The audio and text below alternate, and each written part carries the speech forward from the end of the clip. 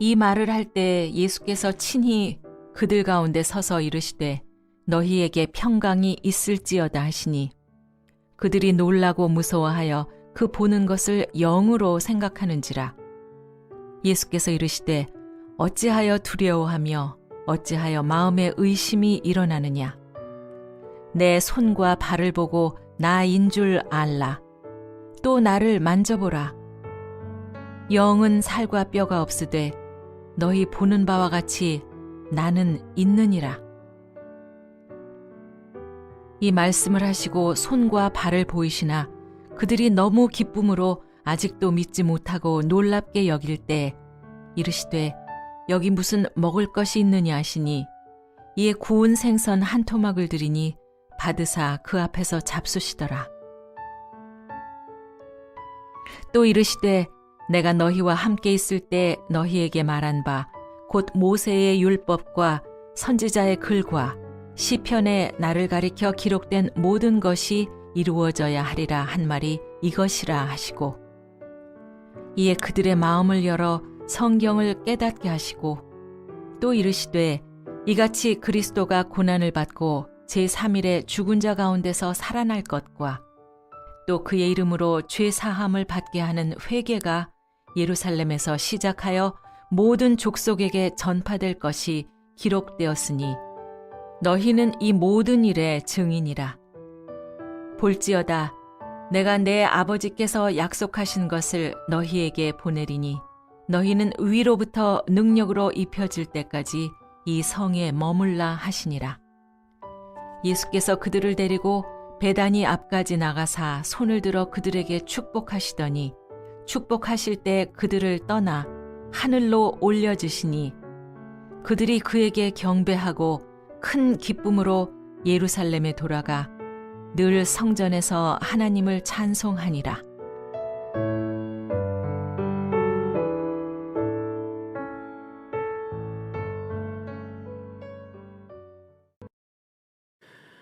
오늘 이 아침에도 놀라운 그 하나님의 위로하심이 또 여러분들 삶의 문제가 있을 때 그 문제가 해결되는 그런 은혜가 있기를 주님의 이름으로 축복합니다. 예수님은 이 땅에 하나님과 인간이 죄로 인해서 끊어졌던 관계를 다시 회복시키기 위해서 이 땅에 오셨습니다. 그 방법이 무엇일까요? 십자가와 부활이었습니다.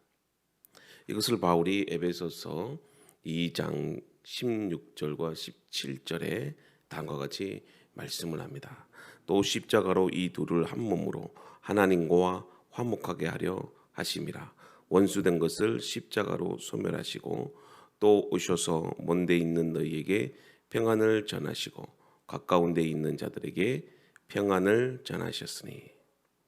여러분, 그리스도의 십자가와 부활은 결국 우리에게 화평을 그리고 평안을 주시기 위함이었다는 것을 사도 바울이 에베소서 2장 16절과 17절에 그렇게 말씀하고 있습니다.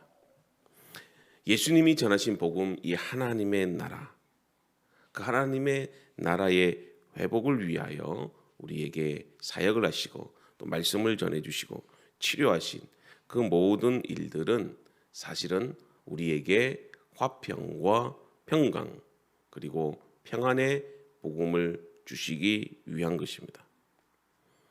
죄로 인해서 원수가 되었던 이 하나님과의 관계를 십자가를 통해서 화평의 길로 여신 것입니다. 인간은 죄로 인해서 하나님의 관계가 끊어져 버렸지요. 그 결과 이 샬롬의 평안을 누리던 인간이 두려움과 절망 속에서 살아야 했습니다. 아담도 범죄한 이후에 하나님을 떠나 두려워서 숨었다라고 그렇게 성경은 기록을 하고 있습니다. 인간은 두려움 속에서 절망하고 그 고통 속에서 소망을 잃어버리고 사는 것이 인간의 실존입니다. 이러한 인간의 절망을 하나님은 예수 그리스도의 십자가와 부활로 인해 하나님과의 관계를 회복시키셨습니다. 그 결과로 주어지는 것이 무엇입니까? 바로 평안이며 평강입니다. 오늘 이 본문에 나타난 예수님이 제자들을 찾아오셔서 뭐라고 말씀하시죠? 너희에게 평강이 있을지어다 라고 제자들을 위로해 주십니다. 절망과 고통 속에서 두려워하고 있는 이 그들에게, 제자들에게 두려워하지 말라 하시면서 마음의 평안과 그리고 의심하는 제자들에게 믿음을 주십니다. 여러분, 주님이 찾아오셔서 말씀해 주신 이 평강이라고 하는 단어는 히브리어로 잘 알려진 샬롬입니다. 대부분 이 평화 그리고 화평 이렇게 우리가 번역을 하지만 샬롬이 가지고 있는 샬롬이 가지고 있는 여러 가지 이 다양한 뜻 가운데 일부분에 지나지 않습니다. 샬롬이라는 뜻은 온전하다 그리고 완전하다라는 뜻이 더 적합합니다. 여러분, 흠이 있거나 깨어져 손상이 되고 또 모자라고 그런 일들이 있을 때 부족하지 않고 또 조화를 이루고 그리고 깨진 것이 있다면 다시 회복이 되는, 그렇게 함으로써 온전하고 완전해지는 것을 샬롬이라고 그렇게 말을 합니다. 간단하게 예를 들면 이렇습니다. 여러분들이 만약에 질병으로 고통을 당할 때 이 샬롬이라는 것은 온전한 그런 어떤 신체적인 상태로 회복이 되는 걸 말합니다. 그리고 농사를 지을 때 샬롬은 온전한 추수 그리고 어떤 풍작의 추수를 의미합니다. 인간관계에 있어서도 여러분, 샬롬은 무엇입니까? 끊어졌던 그 관계, 서로 미움과 다툼이 있었지만 이제는 사랑과 우애가 넘치는 것을 샬롬이라고 그렇게 말을 합니다. 그래서 샬롬은 온전해지고 완전해지는 것을 의미합니다. 또 나라와 나라 사이의 어떤 국제적인 관계를 말할 때 여러분들 이 샬롬은 평화 그리고 화평 이런 의미를 가지고 있습니다. 그런데 이 샬롬은 단순한 어떤 전쟁이 없는 그런 인위적인 상태가 아니고 친선, 우위, 협조, 신뢰 이렇게 이루어진 그런 화평의 관계를 말합니다. 그래서 여러분들, 이러한 모든 것들은 온전해지고 완전해지는 것은 인간의 힘으로 결코 될 수 없다는 것이죠. 샬롬은 오직 하나님 나라에서 이루어지고 하나님의 능력을 통해서 되는 것입니다. 그래서 그 샬롬을 바로 예수 그리스도의 십자가와 부활로 이루어졌다는 것입니다. 그러므로 십자가와 부활은 우리에게 있어서 참된 이 샬롬의 복을 가져다 줍니다.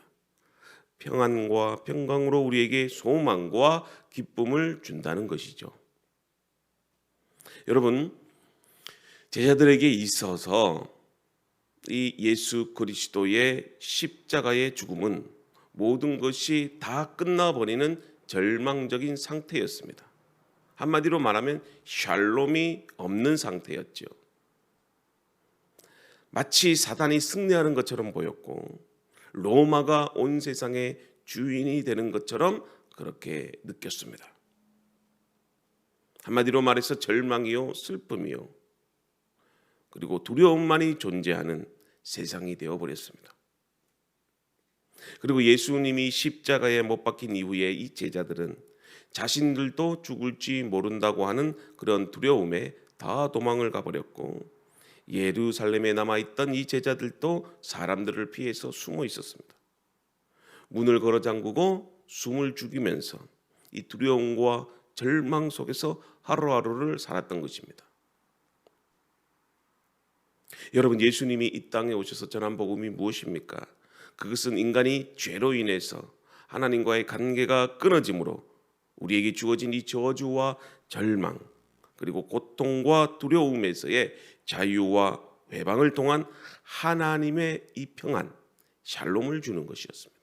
그래서 우리를 온전하게 하고 완전하게 해주셨습니다. 그러나 우리는 믿음이 없으므로 우리는 하나님이 주시는 이 평안을 누리지 못했다는 것이죠.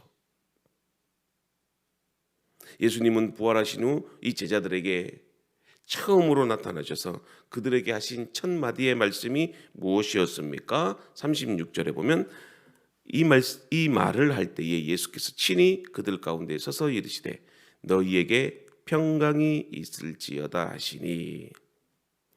여러분, 여기에서 예수님께서 제자들에게 말씀하신 이 평강, 바로 샬롬이죠. 이 평강은 인간의 힘과 노력으로 얻어질 수 없습니다. 오직 예수 그리스도께서 주시는 이 평강일 때에 우리가 누릴 수 있는 이 평안이 되는 것입니다. 여러분, 우리가 어떻게 이런 하나님의 평안을, 예수 그리스도께서 주시는 평안을 누릴 수 있을까요? 그것은 믿음의 문제입니다. 초대교회 사도들도 복음을 전하면서 자신의 생명이 사자밥이 되고 화형에 처하기도 하고 십자가에 달려 죽으면서도 그들은 평안과 평강을 잃어버리지 않았습니다. 무엇이 그들로 하여금 그렇게 절망적이고 두려운 상황 속에서도 그렇게 평강을 잃어버리지 않을 수 있었을까요? 그것은 바로 예수 그리스도의 부활 신앙이었기 때문에 그렇습니다. 예수 그리스도의 부활에 대한 그 신앙이 그들에게 담대함과 평안을 가져다 주었던 것입니다. 오늘날 많은 사람들이 걱정하고 염려하는 이유도 바로 여기에 있습니다. 어쩌면 걱정하고 두려워하는 것이 인간의 현실이고 실존입니다. 그 누구가 이런 두려움과 절망으로부터 자유로울 수 있겠습니까? 그럼에도 우리는 때로는 낙심한다 할지라도, 두려워한다 할지라도 그리스도의 이 부활로 인한 그 신앙으로 믿음이 있으면 우리는 이겨나갈 수 있다는 것입니다. 그 부활의 주님이 여러분들에게 평강과 평안을 줄 수 있다는 그 사실은 결국 나의 믿음이 어떠한가에 따라서 그것이 진정한 위로와 기쁨으로 변화된다는 것입니다. 부활하신 예수님은 이 두려움과 절망 가운데 있던 제자들에게 찾아오셨습니다. 그리고 그들에게 성령을 보내주심으로 영원토록 함께해 주실 것을 약속해 주셨습니다. 예수님이 그들 눈에 보이든 보이지 않든 언제나 그들 곁에 계셔서 임마누엘로 함께 해주셨습니다.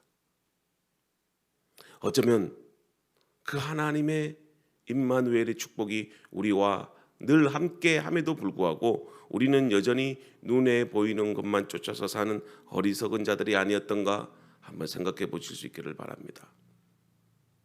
그리고 중요한 것은 이러한 부활의 평강과 기쁨이 하나님의 말씀을 깨닫게 해 주실 때 주어진다는 것입니다. 그게 바로 44절과 46절에 있습니다. 제가 읽어보겠습니다. 또 이르시되 내가 너희와 함께 있을 때에 너희에게 말한 바 곧 모세의 율법과 선지자의 글과 시편에 나를 가리켜 기록된 모든 것이 이루어져야 하리라 한 말이 이것이라 하시고 이에 그들의 마음을 열어 성경을 깨닫게 하시고 또 이르시되 이같이 그리스도가 고난을 받고 제3일에 죽은 자 가운데서 살아날 것과 우리가 보지 못했던 예수님의 부활을 확신하고 소망 가운데 살아갈 수 있었던 이유가 무엇일까요?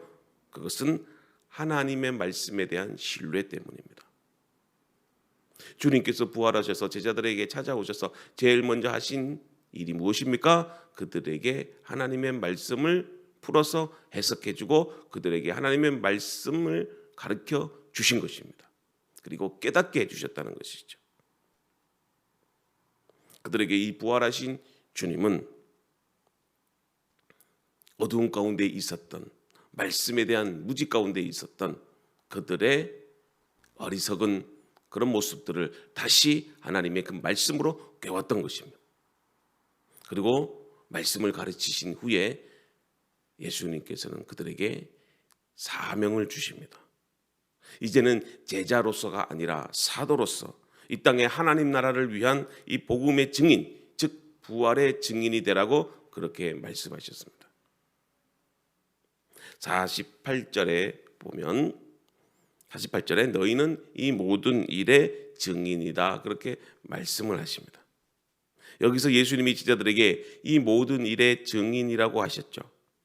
그럼 이 모든 일은 무엇입니까? 예수 그리스도의 십자가와 부활을 말합니다.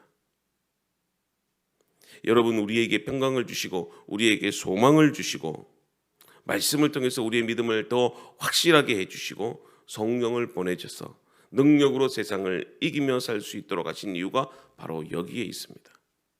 이제 우리가 부활에 대한 증인으로서 하나님 나라의 복음을 위해서 살도록 하기 위함입니다.